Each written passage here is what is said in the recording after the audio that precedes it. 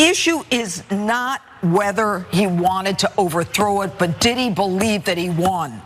If he believed that he won, pursuing all these avenues are okay for him because in themselves they are not illegal.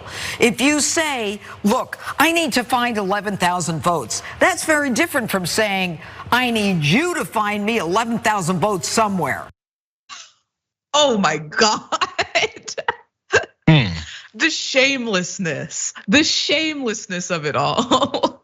He didn't ask Raffensperger for over 11,000 votes because we need one more in order to win this state in the election. He just said it openly out loud on a speakerphone, and Brad Raffensperger happened to be hearing him. Who knows? I was waiting for someone to try and explain away some of these audio recordings that absolutely and obviously, I think, implicate the president in doing these types of things. But I guess that's the best that they've got. No wonder no one else is saying it because you end up looking like that. By the way, the whole line about how he just thought the election was stolen. All he thought was that there was something wrong with the vote count. Is that all he did? Or did you not read any part of this? Or did you not even pay? You don't have to read the indictment. All you have to do is pay attention to what he has been saying and what he's been doing. Because that whole January 6th thing, or the whole fake electors thing, or sending folks and claiming that people that were actually counting the votes and doing their job were doing things illegal. Saying that there's all these other names and numbers of people that were voted that didn't. All these things were done, and he did this to undermine the entire system. So apparently you don't like our system. Marjorie Taylor Greene has been pushing these same lines as well. We saw it on Fox News, and apparently she hasn't gotten off it yet. Really fast, I'll read her tweet. She says, this is exactly the wrong message for our country and the rule of law. This indictment isn't about President Trump claiming the election was stolen. If it was, Stacey Abrams and Hillary Clinton would be in jail because they did all the rest of that stuff. This is about a Democrat regime using every tool in their disposal to throw their leading political opponent, our party's soon-to-be nominee, in prison for life, or even giving him the death penalty in our state. Anyway, she talked about the future of the country is not later, it's now and all this. So death penalty now is the next step. But by the way, who's floating that? It doesn't matter, just make things up. And on top of that, I thought your party loved the death penalty. If somebody's actually guilty, why not just kill them? Or if they're not guilty and you just happen to find a way to skirt around some kind of legal issues and actually get that guy because you need to progress your legal career, kill him anyway. It happens a lot in this country, but who cares? But when it comes to President Trump, if they do it to him, they can do it to you. They've already done it to us. A little bit more though, because I like how upset they are about how Hillary Clinton, which I didn't realize this was even new. I thought this was older when I saw it. Hillary Clinton was on TV and she was cackling, and they hate that part. Watch.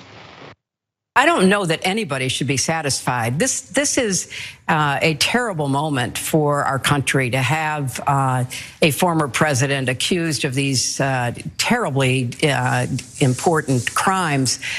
The only satisfaction may be that the system is working, that all of the efforts by Donald Trump, his allies, and his enablers to try to silence the truth, to try to undermine democracy, have been brought into the light, and justice is being pursued.